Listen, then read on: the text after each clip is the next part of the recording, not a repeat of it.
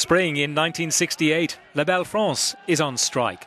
The sepia-tinted images, the demonstrations and the clashes with police have become a symbol of France. For many, strikes are now a cliche for the country. This was the largest in France's history, which paralysed the country for 3 weeks as workers and students took to the streets. A record 9 million people downed tools. It was a turning point in the country's history. It was not until 1995 that there was a comparable level of strikes.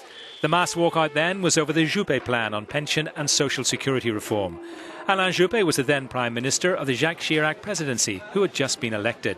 Several times the Prime Minister intervened to defend the reforms as essential. The message fell on deaf ears. After 2 months, Alain Juppé withdrew his pension law. How do you assess the impact of the strikes? Economically, it is difficult to be precise. Estimates for the events of 1995 are put at a cost of between 0.2% and 0.3% of GDP. Those figures do not make a huge dent. There is an indirect impact on the country which has the biggest effect. Each new mobilisation, every social movement leads to the country becoming paralysed, which in turn has an effect of blocking any reform, making them difficult to implement. Successive governments have been seen to go backwards. In 2006, trade unions and students demonstrated against what was called the CPE. It was a new form of employment contract for employees under the age of 26. One of the elements could have made firing staff easier, but it was denounced as a law to fire staff.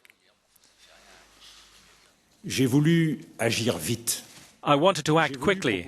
I wanted to propose a strong solution. That was not understood by everyone. I am sorry. Je le regrette. And so once more a law was retired. In March 2010 it was the turn of the government of François Fillon to face the wrath of the French workers. This time it was pensions. The Prime Minister wanted to increase the retirement age from 60 to 62 years. Several million private and public sector workers took to the streets, but this time François Fillon did not back down.